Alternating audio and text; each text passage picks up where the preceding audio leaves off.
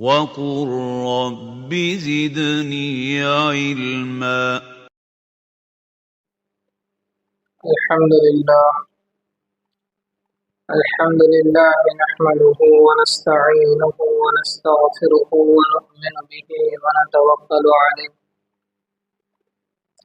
ونعوذ بالله من شرور أنفسنا ومن سيئات أعمالنا من يهده الله فلا مضل له ومن يضلله فلا هادي له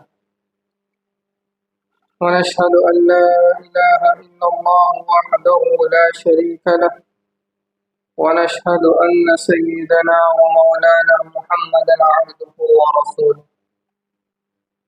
الذي أرسل بالحق بشيرا ونذيرا وداعيا إلى الله بإذنه وسراجا منيرا. قال الله تعالى في القرآن المجيد والفرقان الحميد: أعوذ بالله من الشيطان الرجيم ولا يغتب بعضكم بعضا. صدق الله العظيم. رب اشرح لي صدري ويسر لي أمري واحلل عقدة من لساني يفقهوا قولي. اللهم صل على سيدنا محمد وعلى آل سيدنا محمد وبارك وسلم. گزشتہ جمعہ اس پر گفتگو چل رہی تھی کہ اللہ تبارک و تعالیٰ نے ہر دو چیزوں کے جوڑ کے کسی نہ کسی تیسری چیز کو ضرور بنایا ہے. دو چیزوں کو جوڑنے کے لیے، ان کے ملاپ کے لیے، انہیں یکجا کرنے کے لیے کئی مثالیں اس کی دی گئی تھیں کہ کس طرح اللہ پاک نے دو ٹکڑوں کو، دو چیزوں کو ملانے کے لیے تیسری چیز کو ضرور بنائے ہیں. پھر یہ سوال پیدا ہوا تھا کہ جب دو چیزوں کے جڑنے اور ملنے کے لیے تیسری چیز کو اللہ نے بنایا ہے تو پھر دو دلوں کے جوڑ کے لیے، دلوں کے ملاپ کے لیے، دلوں کو یکجا کرنے کے لیے اللہ پاک نے کون سی چیز رکھی ہے؟ تو یہ بتایا گیا تھا کہ دلوں کے جوڑنے کے لیے اور دلوں کے ملاپ اور یکتا کرنے کے لیے اللہ پاک نے جو چیز ہمیں دی ہے وہ دین ہے، شریعت ہے، اسلام. اسلام دلوں کے جوڑنے کا نام ہے. اسلام دلوں کے فاصلوں کو کم کرنے کا نام ہے. اسلام دلوں میں محبت ڈالنے کا نام ہے، اخوت اور محبت پیدا کرنے کا نام. اور پھر یہ بتایا گیا تھا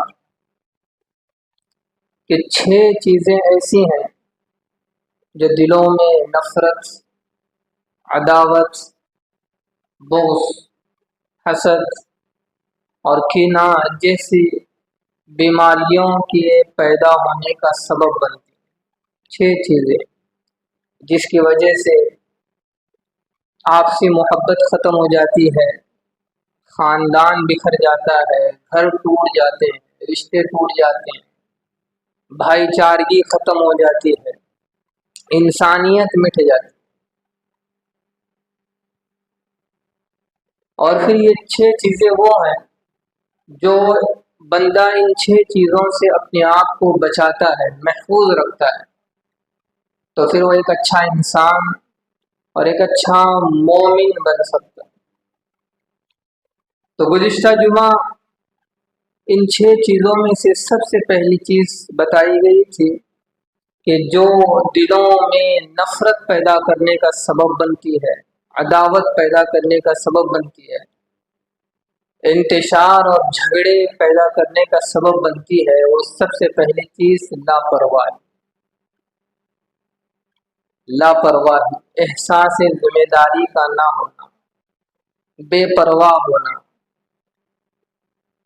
چاہے وہ دنیاوی لائن سے ہو یا دینی لائن سے ہو، چاہے آدمی کسی بھی حیثیت میں ہو، بحیثیت باپ، بحیثیت بیٹا، بحیثیت ماں، بحیثیت بیٹی، بحیثیت ساس، بحیثیت سسر، بحیثیت داماد، جس حیثیت میں بھی ہو، اگر وہ اپنی اس حیثیت اور اپنے اس لائن اور اپنے اس میدان میں لاپرواہ ہے تو پھر یہ لاپرواہی دوسروں کے لیے اس کے تعلق سے نفرت، انتشار، بغض اور جھگڑوں کا سبب بنتی۔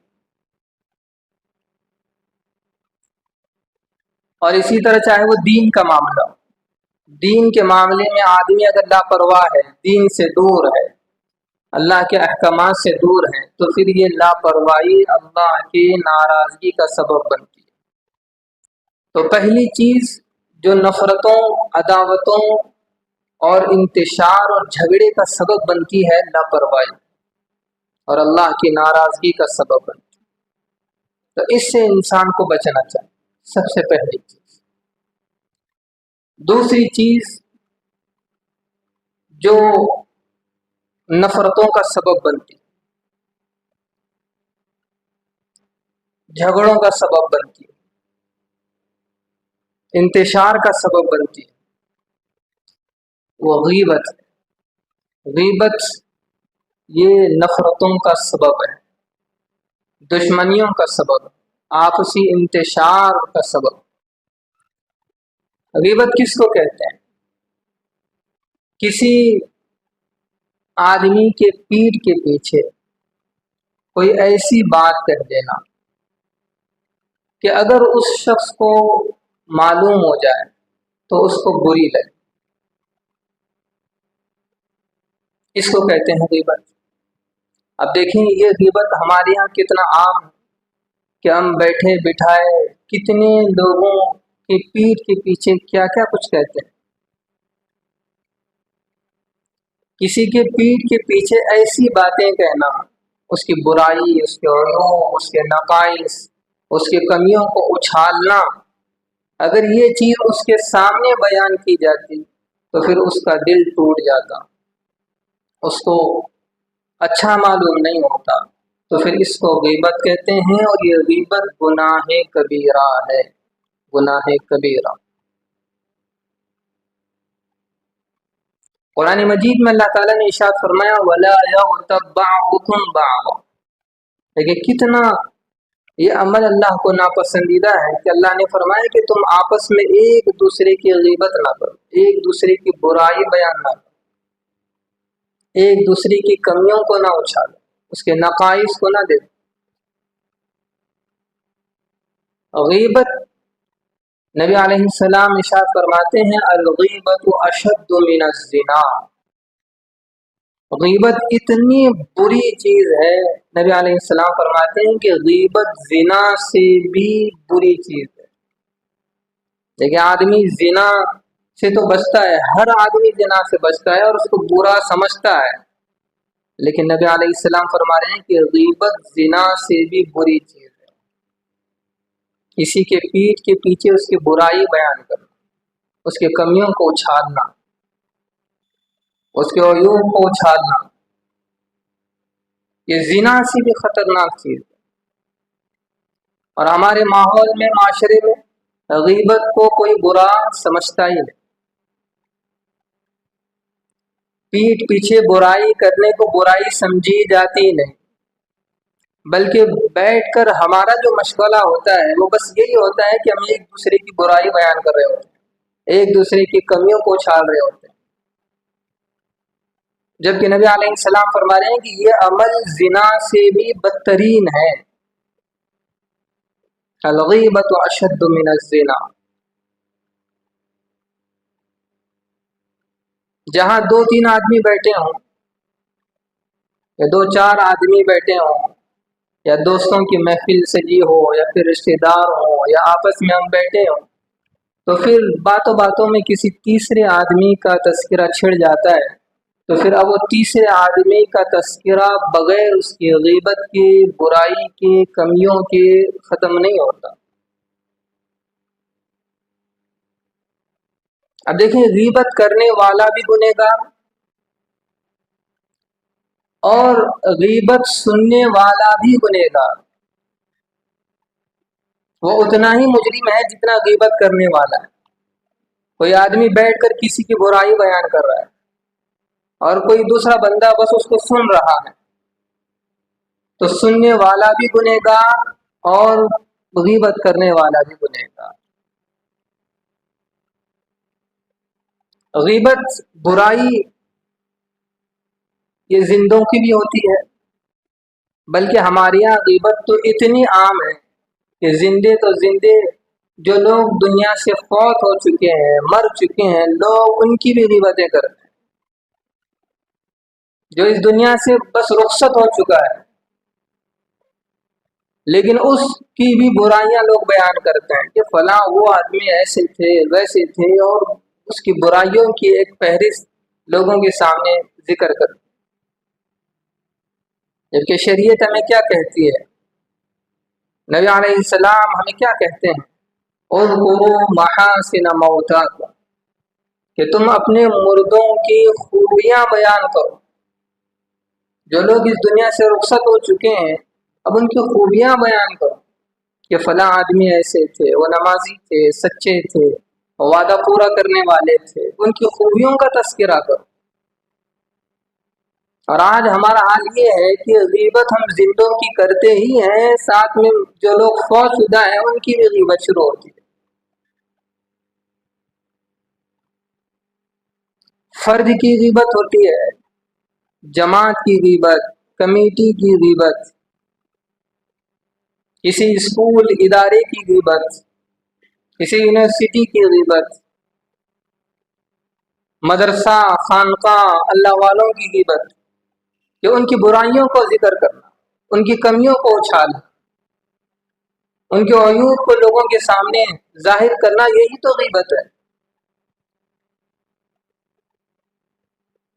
اس لیے دوسرے نمبر کی چیز ہے کہ اگر آدمی چاہتا ہے کہ نفرتیں ختم ہو جائیں، عداوتیں ختم ہو جائیں اور آپ سے ملاپ ہو، دلوں کا جوڑ ہو، دلوں میں ایک دوسرے سے محبت ہو، تو اس کے لیے چاہیے کہ وہ غیبت سے اپنے آپ کو بچائے، غیبت سے اپنے آپ کو محفوظ رکھنا۔ دوسروں کی برائی زبان پہ آنی ہی نہیں چاہیے۔ بھائی دوسروں کی برائی کر کے ہمیں کوئی نیکیاں مل رہی ہیں؟ دوسروں کی برائیوں اور عیوب کو اچھال کر کیا ہمارے نام اعمال میں نیکیوں کی کوئی فہرست تیار ہو رہی ہے؟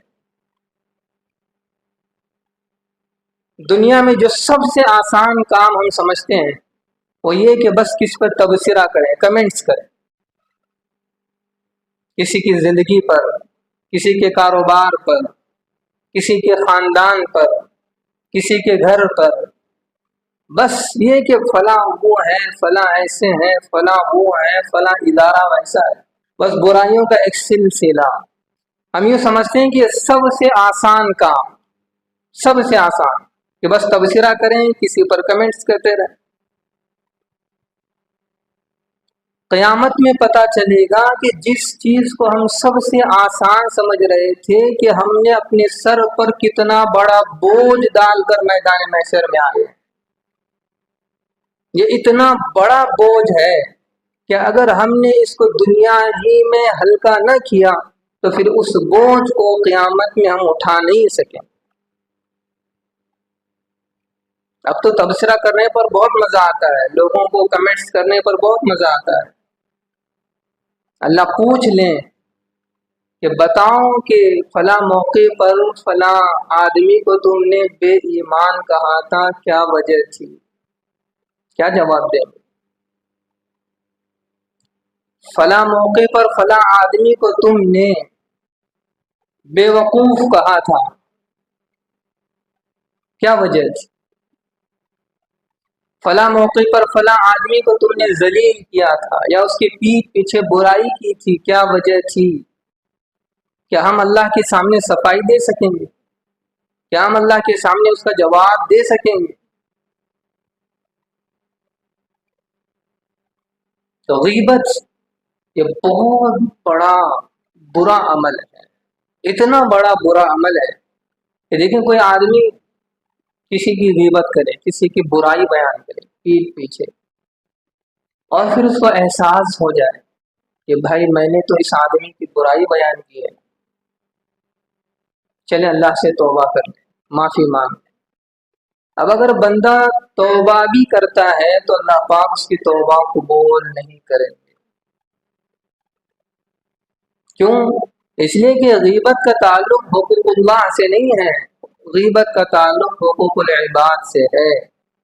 अल्लाह पाक उस वक्त तक इसकी तौबा कबूल नहीं करेंगे जब तक जिसकी इसने गीबत की है उससे माफ़ी ना मांग ले, और जब तक वो माफ़ ना करे। बताएं कितना बड़ा मामला है।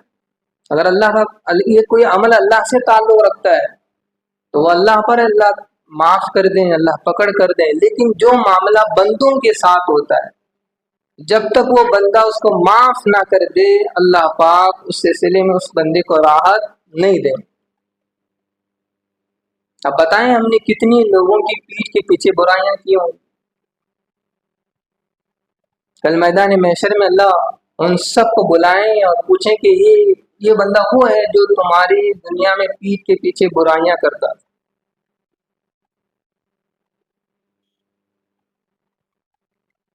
तो गीबत ये बहुत बुरी चीज है, गीबत से इंसान को बचना चाहिए। गीबत ये बिल्कुल पसंदीदा अमल नहीं। देखें, दुनिया ही में इस मामले को निपटा लेना चाहिए। अब ऐसा भी मुमकिन है, देखिए शरीयत ने कितने आसान तरीके रखे हैं। अगर कोई आदमी किसी की गीबत करता है, अब अगर वो जाकर उससे कहे भाई मैंने फला मौके पर आपकी बुराई बयान की, आपको बहुत बुरा भला कहा था, लिहाजा आप मुझे माफ करें। अब अगर कोई सामने वाला बंदा तहम्मुल मिजाज है, सिफत बर्दाश्त उसके अंदर है, दरगुजर करने की सिफत उसके अंदर है, तो एक बात अलग है। लेकिन अगर वो इस मिजाज का आदमी ना हो तो फिर मुमकिन है कि फिर ये लड़ाई का सबब बने। तो अब इसके लिए क्या रास्ता है कि जिन बंदों की हमने गीबत की है, बुरा भला कहा है, इस मामले को यहीं ख़त्म कर दें। क्या रास्ता है? उसके लिए रास्ता शरीयत ने ये बताया है कि हम उस शख्स से कहें कि भाई आप मुझ पर आपके बहुत से हुकूक हैं, मुझ पर आपके बहुत सारे हुकूक हैं और मैंने उन हुकूक को अदा नहीं किया, लिहाजा आप मुझे माफ़ कर दें। अब अगर बंदा वो माफ़ करता है तो यूँ समझें कि ये मामला बिल्कुल पाक हो गया। यूँ कहें कि मुझ पर आपके बहुत से हुकूक हैं और उन हुकूक की मैं अदायगी नहीं कर सका, लिहाजा मुझे माफ़ कर दें। अगर वो बंदा कहता है ठीक है मैंने माफ़ कर दिया अपने हुकूक, तो फिर अब ये मामला बिल्कुल पाक हो गया। लेकिन हाल हमारा ये है कि हम दुनिया में माफ़ी मांगने को बहुत बड़ा मुश्किल काम समझते हैं। अपनी गलती का एतराफ़, अपनी गलती को तस्लीम करना, आदमी बहुत बड़ी अपनी बेइज्जती समझता है कि मैं क्यों अपनी गलती तस्लीम करूं, मैं क्यों माफ़ी मांगूं। लेकिन जिस बंदे के दिल में आखिरत का खौफ होगा, अल्लाह की अजमत होगी और उसे ये एहसास होगा कि मुझे अल्लाह के सामने जवाब देना है, जवाबदही होगी, तो फिर वो दुनिया में हजारों दफा माफी मांगने के लिए तैयार हो। उसे पता है कि अगर मामला यहाँ क्लियर नहीं हुआ और वहां अल्लाह पाक ने पकड़ फरमाई तो फिर अल्लाह की उस पकड़ से कोई राह फरार नहीं है। तो जिस बंदे के दिल में आखिरत का डर है वो कहेगा कि मैं हजारों दफे आपसे माफी मांगता हूँ, अब बस आप मुझे माफ कर दे। वहां अगर पकड़ होगी तो फिर कोई राह फरार नहीं, और वहां की पकड़ भी वैसी है। नबी अलैहिस्सलाम इरशाद फरमाते हैं क़यामत के दिन उस शख्स को बुलाया जाएगा जिसकी गीबत की गई, जिसकी बुराई बयान की गई। अल्लाह पाक उस शख्स को कहेंगे कि जिसने तुम्हारी गीबत की है, दुनिया में तुम्हारी बुराई बयान की है, अब तुम्हें इजाजत है कि तुम उसके नाम आमाल से जितने नेकियां लेना चाहते हो ले लो।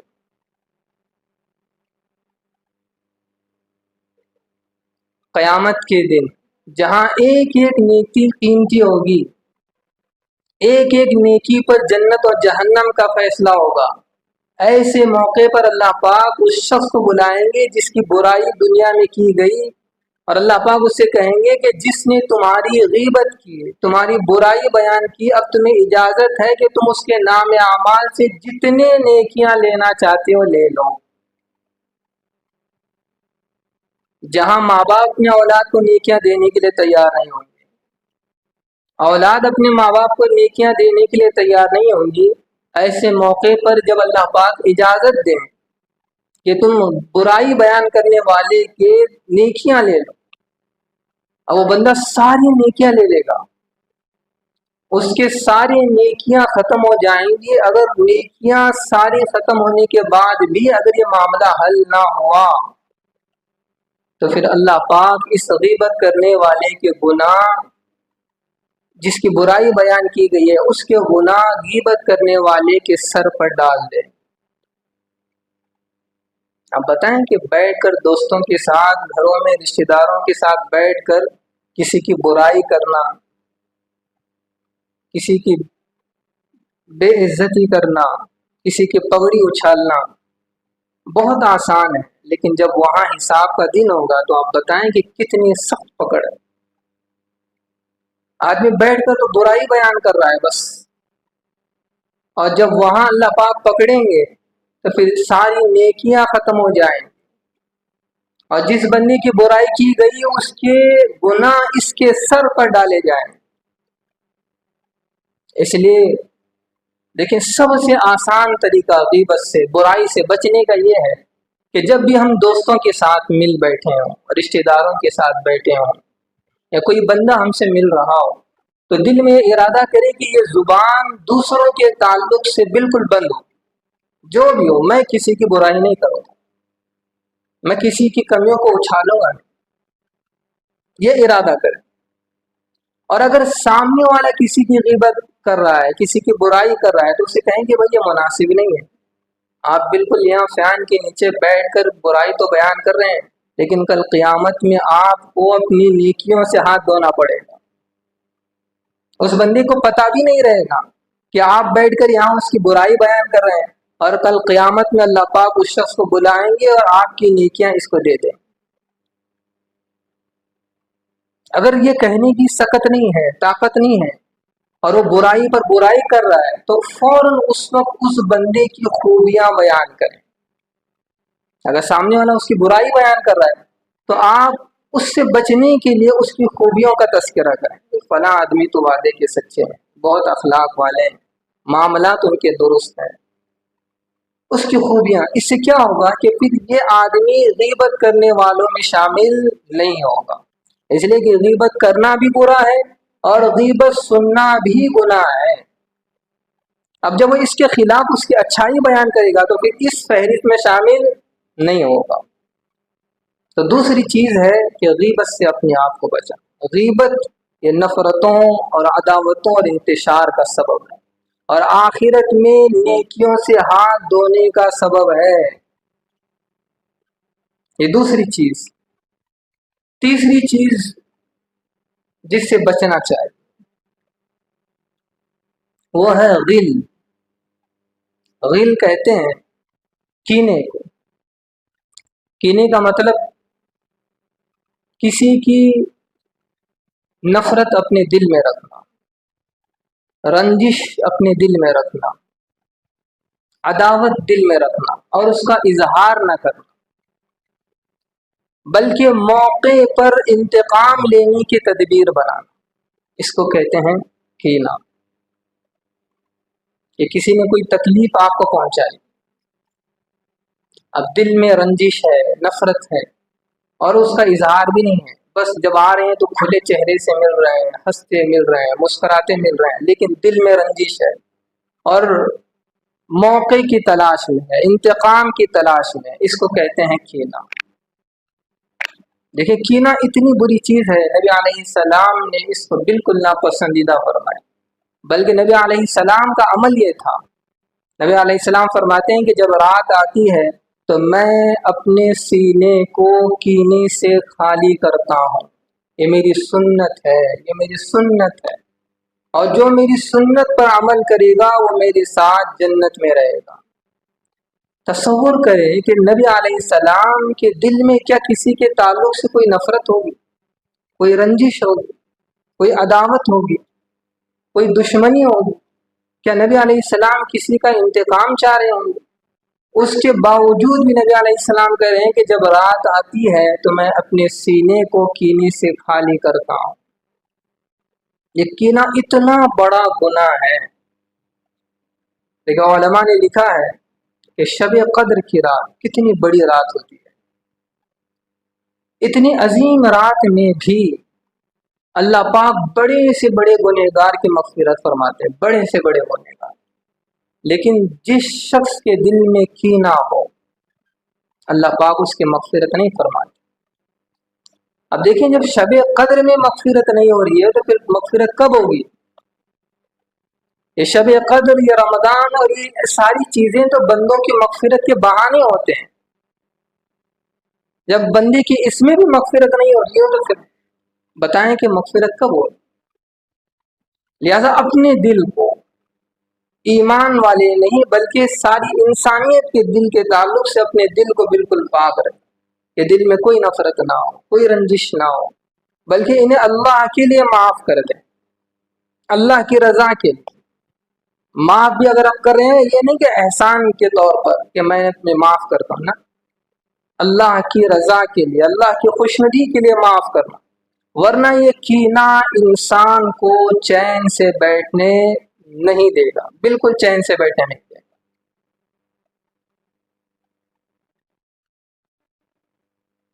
کینے کو یوں آسان لفظ میں سمجھیں، کینہ کہتے ہیں کہ کسی کی اچھائی، کسی کی کامیابی، کسی کی راحت، کسی کی خوشحالی دیکھ کر دل کو اچھا نہ لگے۔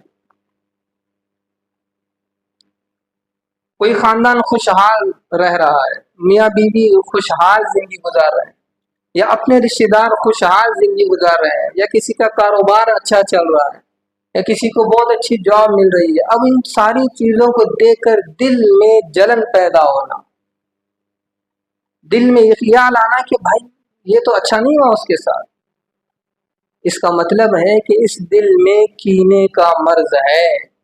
دوسروں کی خوشیوں پر اگر ہم خوش نہیں ہو رہے ہیں، دوسروں کی راحت کو دیکھ کر اگر ہمارا دل مطمئن نہیں ہو رہا ہے، دوسروں کی کامیابی پر ہمارا دل بے قرار ہو رہا ہے، اس کا مطلب ہے کہ اس دل میں کینہ ہے، اور اس کینے والے دل کے اللہ پاک مغفرت نہیں فرماتے۔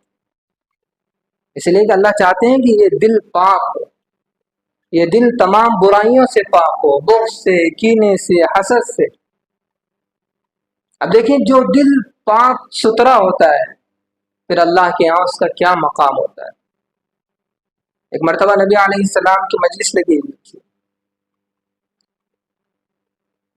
تو ایک صحابی آ رہے تھے، نبی علیہ السلام نے دیکھا اور کہا کہ دیکھو جنتی شخص آ رہا ہے، دیکھو جنتی شخص آ رہا ہے۔